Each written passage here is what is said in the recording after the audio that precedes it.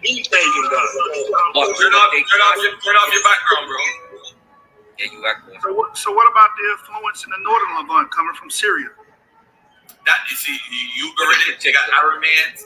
You see, that's the thing, though. No one's saying there's no other influences. No one's saying that. Yeah. What about Proverbs and Psalms? We hear that the Kemet influence it a lot. I hear the Ugaritic influence it a lot. Hold on, let me say this. How much did Kemet influence the Psalms? They'll find there's over 150 chapters. How many of those 150 chapters did Kemet influence? You say that after bringing out that source in your book. Really, Garfield? You're gonna say that after bringing out that source in your book? Black line, hold on a second. A psalm. Let me ask you, how many psalms did? And please don't say Psalms 84 and Psalms 104. Because that's in the script. That's in the Gerald Massey script. We got that already. All right, fine. What other psalms out of the 150 chapters did Kemet influence? I would have to dig up the ones, but we definitely see. What text was that we pulled up from? It was Sumerian or Babylon. From Sumerian? No, the Sumerian and Babylon one, remember? Oh, you talking about I remember. Yeah, the Bible with his own source of a lot of ancient texts. And it's hit him with his own source. Right. Hit him with his own source, Asar. Hit him with that Elmhurst 93. Hit him with that Elmhurst 93. Hit him with his own damn source. I'm trying to remember the text. Which one? Amherst 63? That's right. You're done. You're finished. You're over with. You're done. That is not influenced by Egypt, though. No. Oh, yes, it is. Copying a bunch of cultures. It comes right out of Egypt. What are you talking about? I don't get that. How does that help the Egypt argument? If you put the Psalms up and compare it to that text, what you see it all down the line, and it comes out of Egypt. It's in your book. What are you talking about? Well, that's not in my book.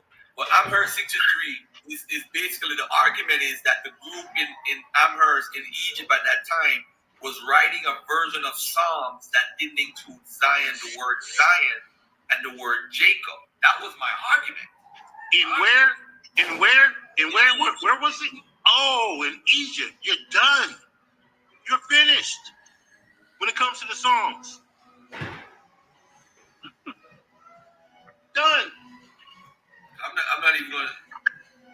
You can't. It's in your own source. You can't. I know you're not. I'm not going to argue with that. I'm not going to argue that because I don't know if you get the point. I don't argue because I don't think you get the point. I don't even know why you brought up the Psalms. It just makes you right. It doesn't make sense. 63, bro.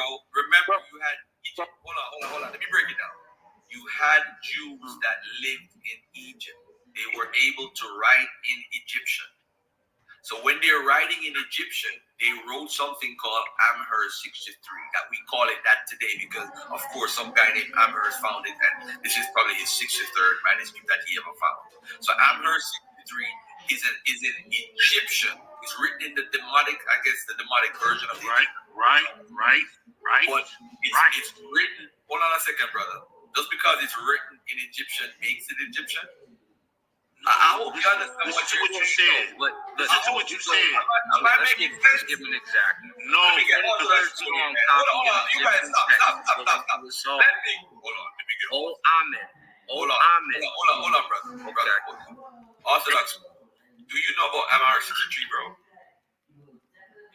Not enough to speak on it.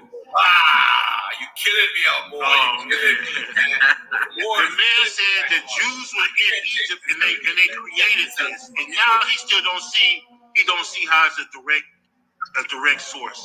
I don't understand how you think it, Garfield. But Garfield, this is what I want to understand, Garfield. So why should we not see overlap in the text if there's overlap in like spiritual tradition, right? For instance, we can see at the prior to the Hyksos, the time of the Hyksos, and after the Hyksos, that there's a multitude of different religions going through Egypt at the time, right? And we can see again, like I'm saying, like with the story of Sinuhe and whatnot, you know what I'm saying? You can see to where like Aten is the top deity, right? This is prior to the Hyksos coming. This is prior to Akhenaten doing the same thing, right? And then at the time, like Amun is not even the top deity in Aries, right? You know what I'm saying? Let's just give him sources because he wants sources. I'm I'm not trying to start beef. I'm trying to start a conversation. Bro. No, you good. I'm saying he wants sources. Hold on. I'm sorry. Let's go finish. Hold on. Relax. Oh, I thought more stuff. I'm sorry. I was saying let's just give you some sources. Hold That's on. what you asking for. Beloved, hold on. This is like. Go ahead, Bumpy. You gotta go. Get out the sources. I'll go ahead and leave that. Okay. Let me source Let something. me say this. I've heard 653 is Psalms 20. It's written in Egyptian. It didn't originate in Egypt. It's just that they found a manuscript where that is written. It doesn't mean Psalms 20 didn't originate. It's talking about Yahoo and whatever. That's not no Egyptian God. They were speaking Aramaic. Exactly. So Man, I that's don't understand how. I don't understand how. Because you won't listen. You won't All right, listen. That's why you don't understand. Go ahead. You are talking about Jews living in Elephantine. Hold up, Black Line. I'm gonna just give some sources. Asar, hold on, Asar. Let Black Line, please, let him explain. Nah, let me get I'm gonna be real quick. I'm gonna be real quick. Let Black Line explain, because nobody. I'm gonna be real quick. You have Jews living in Egypt at the time of this creation of this papyrus that you just said. What's the time frame? 4th century BC. Got you. Thank you. Appreciate you. Yes. Before you brought this out, the only thing we had was a memo sources for the Psalms, and I think we had one more, and that was it. Then you bring this out, and you showed a direct connection between these particular Jews and the Psalms, and where this particular papyrus was created. And you still don't understand and see the connection? How is that possible? All right. First of all, the purpose, Black Line, the Psalms already existed before that date, before that manuscript. What happened is, bro, this is a copy of a Psalms with a completely different tradition that's in today's Psalms. That's the purpose of it. It has nothing to, it's not a connection like Amenio or Psalm 104 or whatever. No. Not saying that. What we're saying. Let's slow it down. Hold on. Go ahead. Let me do Orthodox more right now. Let me slow it down. Go ahead. All right. Let's slow it down. Watch it now. You remember Elephantine Jews were living in Egypt from around the 7th century BC, right? They had a temple in Elephantine. Remember we talk about the Elephantine papyri shows we don't see it. We see them doing Passover, but it's not connected to the Passover in the Bible. So these are Jews, literal Jews, who connected with the Jews in northern Israel, the Samaritans or whoever was there, and they connected with the Jews who were in Judea. They asked them if we could build another temple, get permission to build another temple, and they asked for instructions for different things. Then they had marriages and all type of documents and all that stuff. But anyway, but they were following Passover. But their Passover is not the Passover that we're used to, that we see today. But anyway, another story for another time.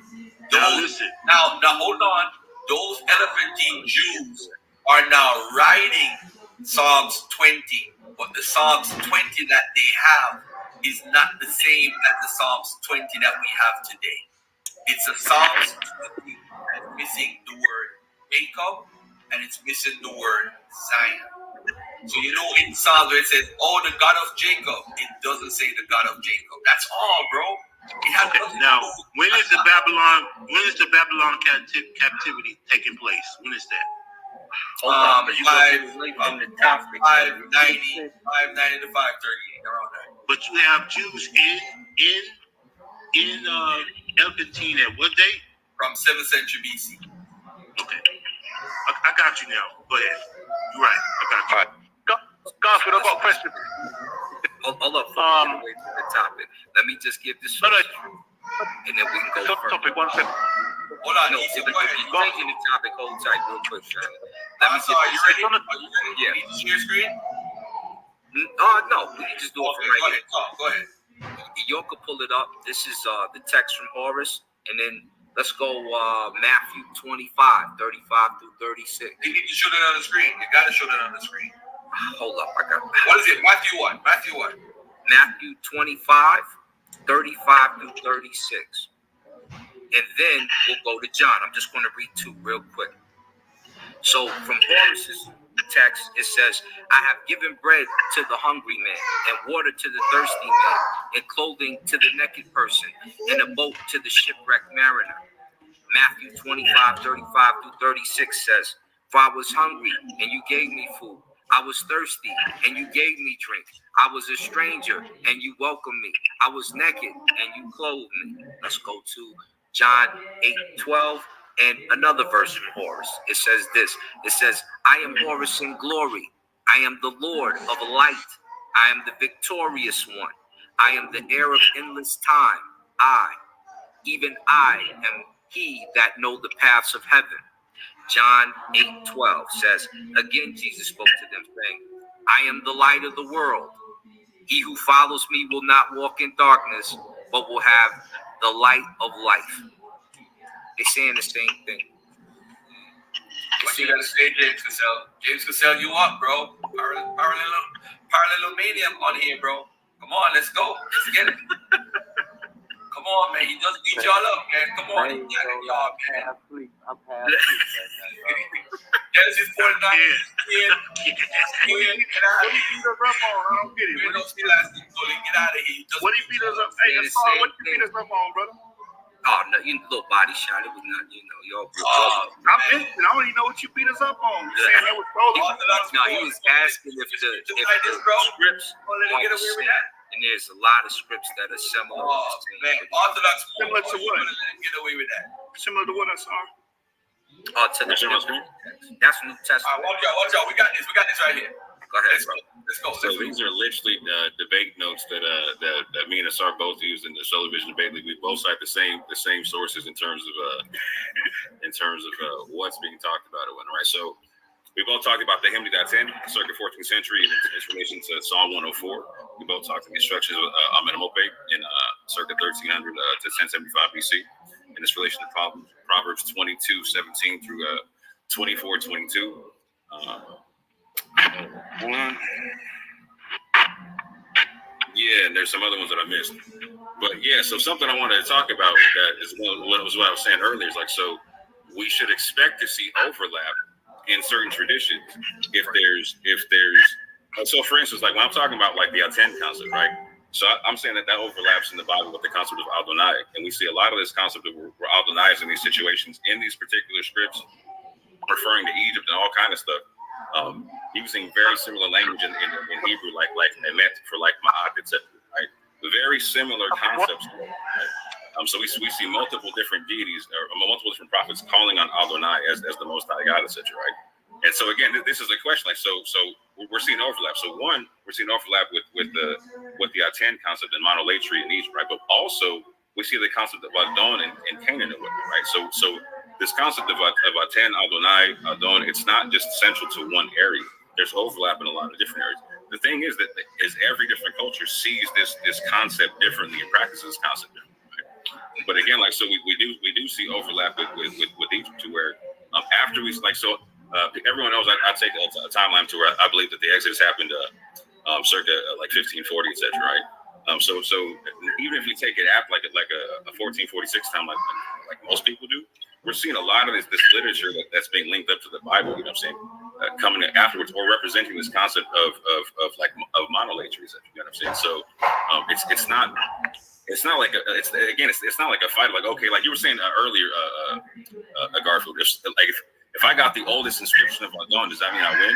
If I got the oldest inscription of Aten, I mean, no.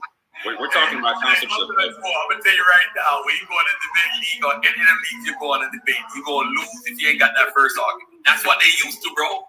I'm trying to break them out of that. So the question is, who does what first, right? Mm-hmm. So is everyone saying that the practices that the Israelites have, the way that they practice their religion, it's the same way everyone else practices? You can talk about similarities all day, but again, who was practicing monotheism and monolatry? Mm-hmm. Are you telling me that's what they were doing that in Babylon? They were doing it in Canaan? Like, who was doing it? Good point. You have very early Sumerian texts that talk about how at one point all people were worshiping in their glory as the one God. Between those two, monotheism and monolatry. Yeah. Why you say we're not saying that Well, ladies, we're not saying that they do something. let's crazy. hold on 1 second, guys. Asa, I'm sorry, I forgot to come to you. Go ahead. Yeah, Mo, how would you explain the difference, monotheism and monolateralism? to me, I don't really see a difference, but I'll break it down like this. So monolatry is the recognition of multiple gods, but you only worship only one, which is very similar to the Shema, where you have like Shema Yisrael, Yahweh, Yahweh Ahad, or even with like this one, right? What was that? That's henotheism, right? We recognize Henotheism is, hold on, real quick. Hold on. Henotheism is the belief in many gods, right? Monolatry is the belief in many gods, but the worship of only one, like one supreme. Oh, okay. I thought henotheism was you recognize a bunch of gods, but you only worship, They overlap. No, no. Like so, monolatry is a form of henotheism, but it overlaps in the monotheism. monotheism. Okay. Sense, so like so you form only of henotheism. Gotcha. Okay. So monotheism, like so. Can I just put a question? Sorry, this might sound a bit off topic, but it's coming straight back here. With all the PhDs or Doctor of Sciences or whatever kind of grades these guys have got, for all these years, why is it they still remain so amateur in their approach? What do you lot think it is that these Pan-Africanists and Afrocentrists, why they maintain this immature approach to this one subject? I don't think it's an immature approach. I think it's just somebody living it. They want the lie to continue. All right, this is how I look at it. And I hope, I might lose some subscribers for saying this, but the issue is people want to copy the elders. Everybody who starts a YouTube channel, you want to be heard. You don't make a YouTube channel to say, hey, I only want 3 followers. You want to be heard. So you said, I have a specific message and I want to be heard. Right? Now watch this. Every example we have, and I always say this, and people in the nationalism get mad, they text me when I say this, I blame Elijah Muhammad for this. Because he produced some of the greatest speakers of all time as far as popularity. Muhammad Ali, with Farrakhan, Malcolm X, Khalid comes from under Malcolm, but these great guys who got so popular because of using the biblical text and preaching a message, now everybody wants to do that. So now with the African American community, as far as these Afrocentrics, what happened is you had Sheikh Anta Diop, you had Walter Rodney, and you have Theophilo Obenga. What happened is they were fighting for an African-centered, recognizable Egypt, meaning that the people there were black, originally were black. So what happened is, hold on 1 second, guys, don't move. Hello? All right, Malcolm. All right. So I'm saying to people like Ashra Kwesi, Dr. Ben, right, and Dr. Clark, I have nothing to say about them. I have nothing to say about Walter Rodney. I have nothing to say about all the elders that have died. The issue now is we need to track down what these sources that the elders use. So we don't blame the elders. We blame the sources that they use. So the sources they used was Alfred Boyd Kuhn, they used Gerald Massey, and so on and so forth, right? Christianity Before Christ by our good brother John G. Jackson. And they used Kersey Graves. Now, listen now carefully. Do we attack the elders? No. But what happened is everybody want to be Dr. Ben and carry people to Egypt and charge thousands of dollars and say, oh, this is us. Because it's beautiful over there.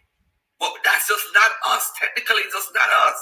So I don't want to be a hypocrite and tell Yashub and D-Red and James Cassell, y'all niggas ain't no damn Israelites. Y'all crazy. So how am I going to watch people say they're Egyptians and be quiet? I'd be a hypocrite.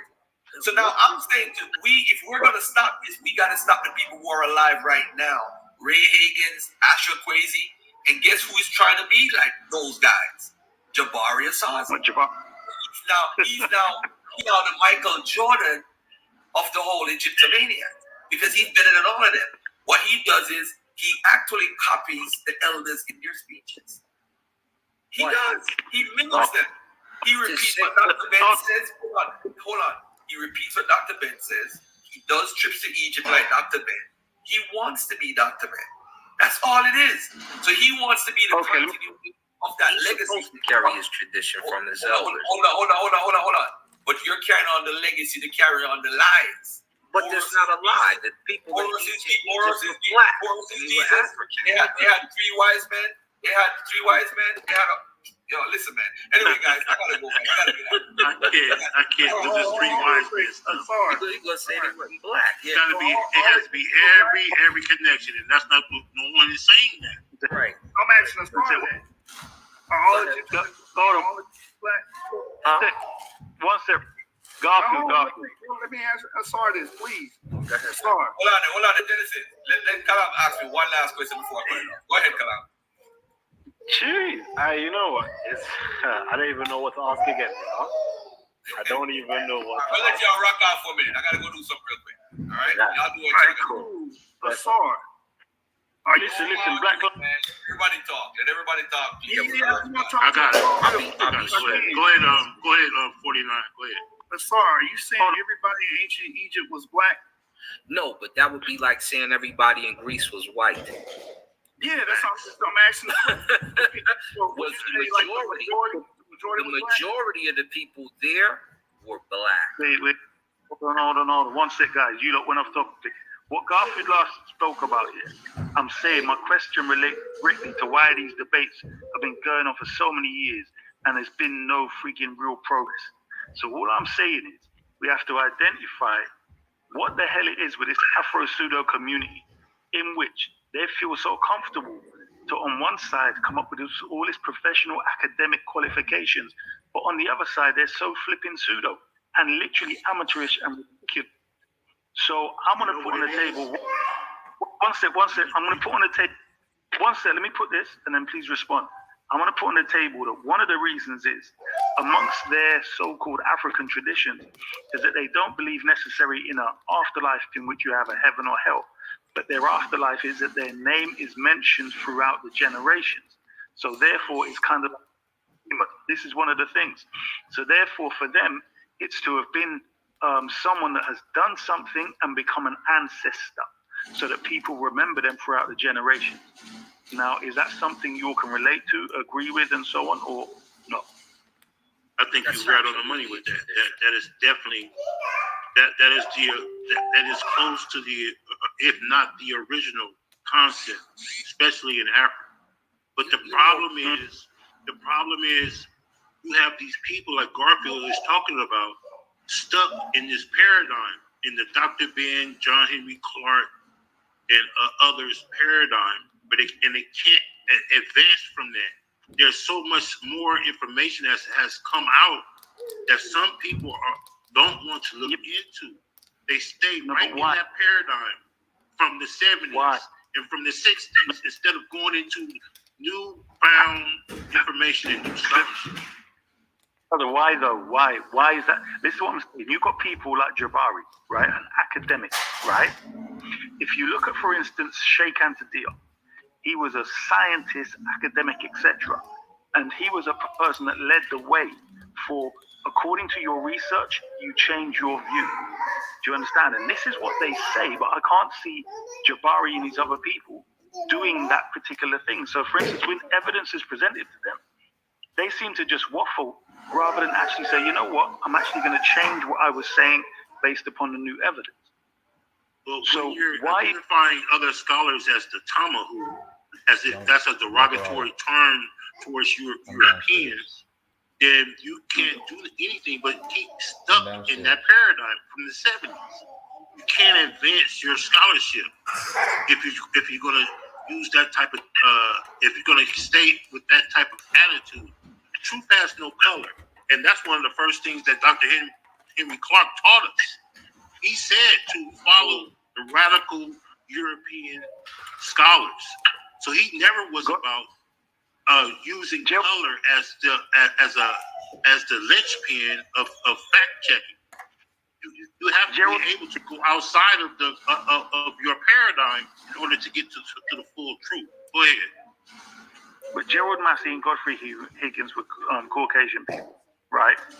And they were major influences in getting black people to believe that we were the founders of civilization, because it generally took, in those days, it took a black man quoting a white man for black people to believe what the black man had to say.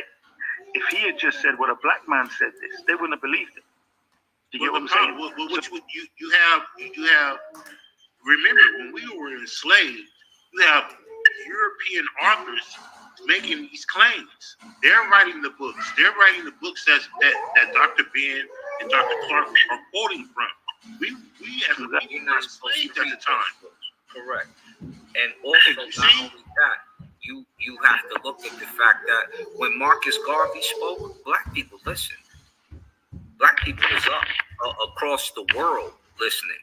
So when you look at Europeans who are doing research, who turn around and denote that, hey, some of these guys are lying about the situation, and then you go over there and you see that obviously they're lying about the situation, why would you try to hold on to the Abrahamic faith that sent those Egyptologists over there to find the artifacts for biblical purposes and switch the lie from this to this, when they obviously make statements like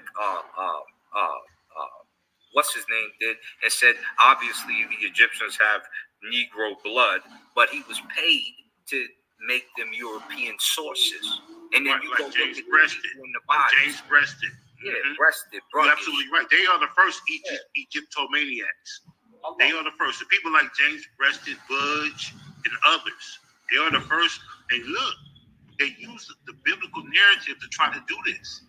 This is where people get confused at, because they try to use the biblical narrative in order to promote scientific racism. Yes. That's what many of us don't understand.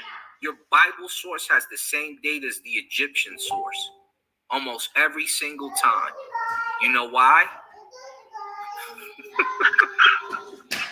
Because, they're dating it off of Egyptian artifacts. What culture do you know goes into another country that's not physically related to them to justify their artifacts?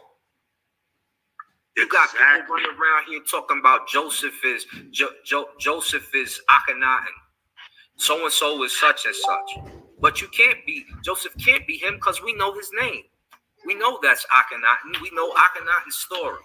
So when you look at the logic behind saying these Afrocentrists are pseudo, when obviously the people that were there are African descendant and black, and by ancient Greek terms, clearly of an origin different than theirs, and the teachers of those people bringing the source to them, such as when Diodorus Siculus starts to name off Greek participants in Egyptian knowledge, hold up, family, in Egyptian knowledge, where they got it from and their teachers. Why would you think otherwise than an African origin for the Egyptians? And why wouldn't you continue that tradition when you have no problem with these new scholars saying Bruggish did this and they're European, and the new European quotes Bruggish? Especially when it's classified as an African nation. Let me respond to that. Egypt is an African nation. When Afro pseudo, I'm not talking about, because I think Garfield's complaint is very different to mine in regards to that. He's saying, well, they're not Egyptian, they're from West Africa. For me personally, I don't see any real separation between the culture of Kemet and that of Western Central Africa. To me, they're just different expressions through different languages, etc., which become a different culture because of environment and various other things. That's not what I'm calling it. Well said. That's not what these are Afro pseudo. The reason why I said Afro pseudo is because they generally pick up a Eurocentric view for them to do a lot of things as right parallel to using an Afrocentric view. That's my complaint.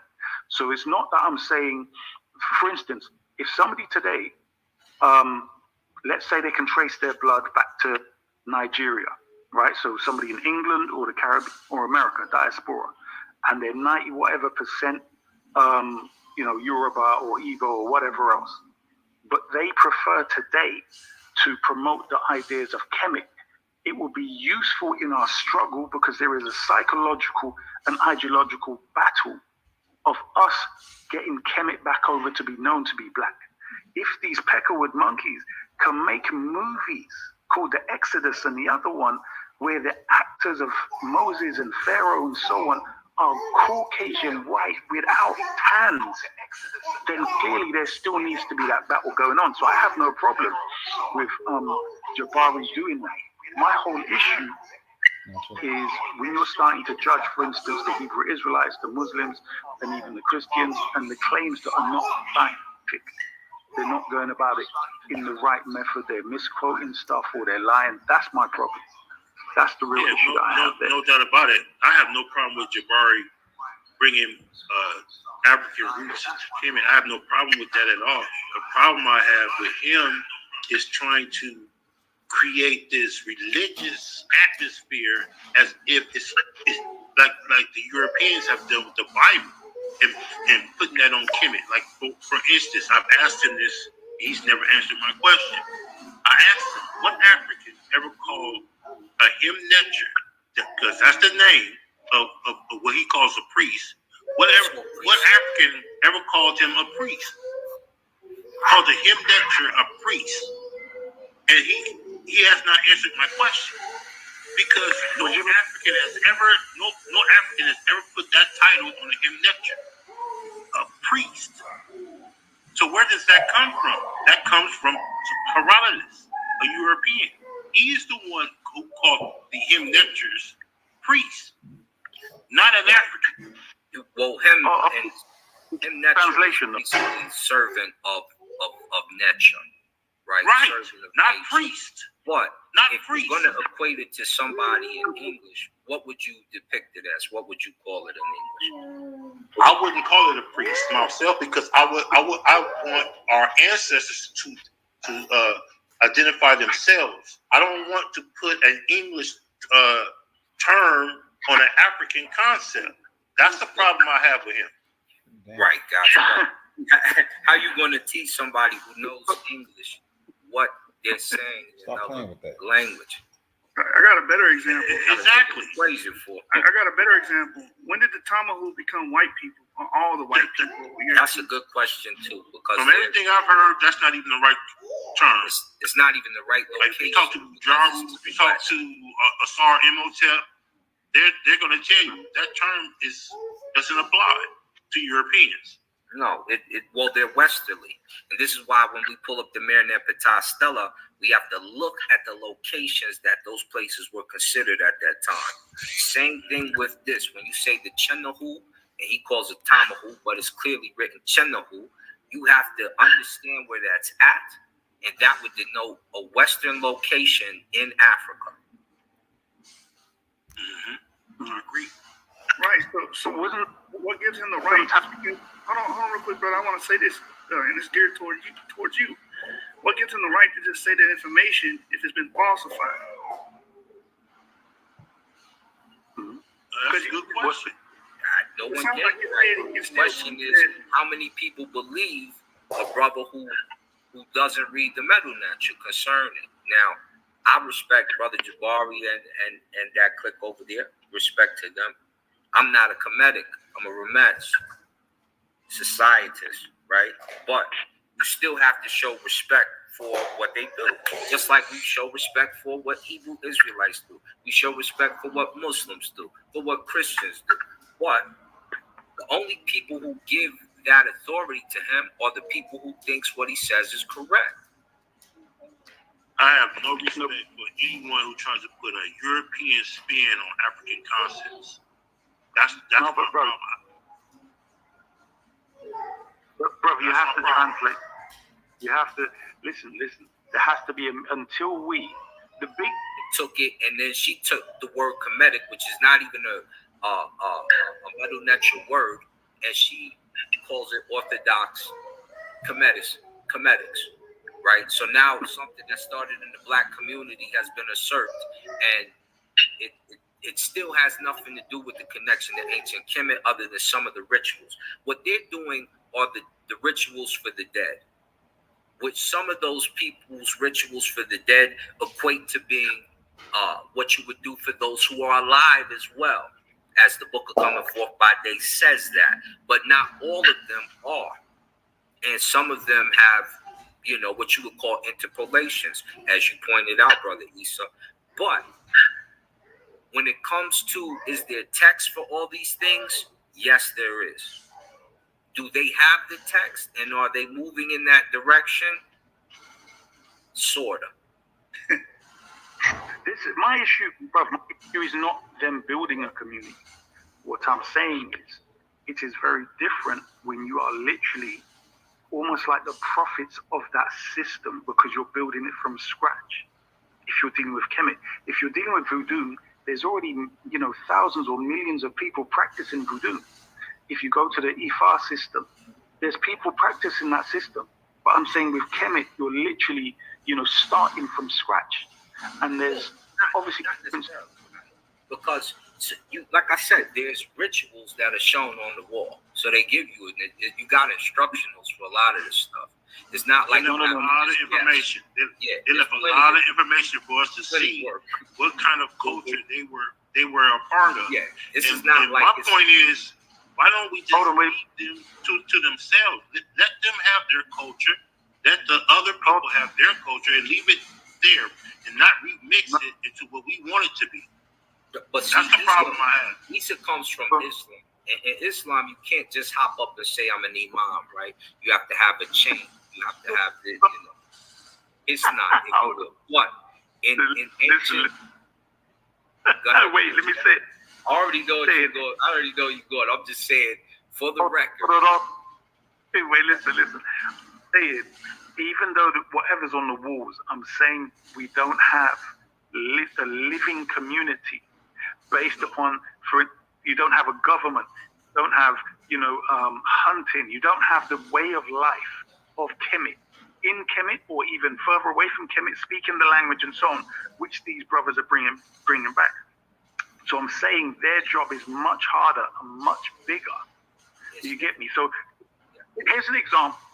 Dr. York, I don't really want to give his example, but let's say if Dr. York had succeeded without all the problems that happen in that community, and he managed to get them speaking, let's say, a language from Kemet, you would have now had a community living based upon that. Do you get what I'm saying? So if Jabari, for instance, managed to get 100,000 people following him, and he's the main man, and he has the government, and he has whatever else, the next generation, you know, that would be a new religion. Do you see what I'm saying? So I'm saying because there's an issue with saying that, though. Because when you say that, there's things, right? You have to understand that Hebrew Israelites don't have a home, right? They got a small spot in Dimona. They're not governed by their own rules. They're governed by Israeli law. So you can't say that Hebrew Israelites aren't a practicing group based off of that. They're just not maybe respected by some. Same thing with the Kemetic community. They're practicing. It's just not respected by all because you don't see a country backing. You don't see a flag waving. Bro, with the Hebrew Israelites, they've already got a book called the Bible, which has always had a practicing community. There hasn't been a chain where these people haven't been practicing it. Do you get what I'm saying? Ever since that Bible's existence, there's been people practicing whatever it is. How many hundreds of different sects and whatever else they broke into is irrelevant. I'm saying they've continued to practice it. So when the problem with that is they're not practicing the same form of Judaism from the 12th century BCE as of today. Right. That's the problem. Going on with them. Even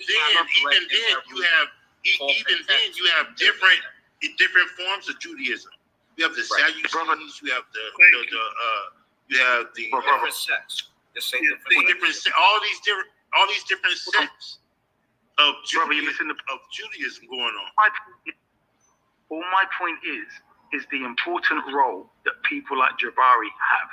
Because even when Asar saying there's a community and so on, they don't, like for instance, the Hebrew Israelites, Nation of Islam, they've all got an economic system. They've got a whole thing where you were talking about they're under a government in Dimona. I'm saying, I guarantee you, the law of their community affects the people and being shunned and all the rest of it, embarrassed and shamed, much more than the laws of the land.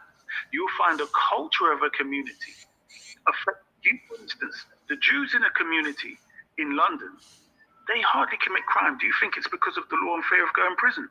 No, it's because you shame the family if you do certain things. Same with a lot of Asians and Arabs. It's not because you're going to go to prison and the police are going to arrest you, but you'll be shunned and outcast by the family. That's much more powerful than the threats of so many years in prison. Do you see what I'm saying? So in the community of the Hebrew, that's what they have. So likewise, I'm saying when the Commission community have that unity, where there's thousands of people following one particular man, one particular interpretation, then we're going to see something. But all I'm saying is, with people like Jabari, who at the moment, are like a new representative, almost like a prophet in his community, right? For the people that follow him, right? If he gets successful, I'm saying this is where the problems arise, where he could be starting a community which they themselves are pretenders to being factual, scientific, and true and on ma'at, when in fact they're not. That to me is the big problem. And that's not always that's not what you see today. As far as what you said, you don't see them committing a lot of laws. You have Jewish kingpins, bro, drug kingpins that are Jewish, from a Jewish background. This is a fact. You have Jews in the past who was involved in the slave trade. You have Jews that has done all kind of atrocities to mankind outside of themselves. This is a fact. So it's not always been this commitment to the culture as you're painting it out. You have people that don't follow those traditions. As a matter of fact, they can't stand those traditions that are Jewish. Wait. We're getting it wrong. I'm not saying that people will be righteous and so on. All I'm saying is but that's how it sounds. But go ahead. No. All I'm saying is that the community they've got a living culture, which is that, okay, for instance, if you go to Saudi Arabia, they are living, their whole life has something to do with Islam. Even the sins have a context to Islam, which in another culture is not a sin. Do you see what I'm saying? So everything is 180 degrees times 180 degrees to do, or 360 times 360 to do with Islam. I'm saying the culture, the mentality, everything else is lived in relation to Islam and the Quran. Whereas the Commission community, they don't have that yet. And I'm saying Jabari himself is a prophet, if you like, to this community. And it needs to be. So in other words, what I'm saying is what Garfield is doing, I think is a good thing, where he's pointing out these lots of double standards. And it needs to be dealt with. Because they have for instance, Garfield put something to Jabari.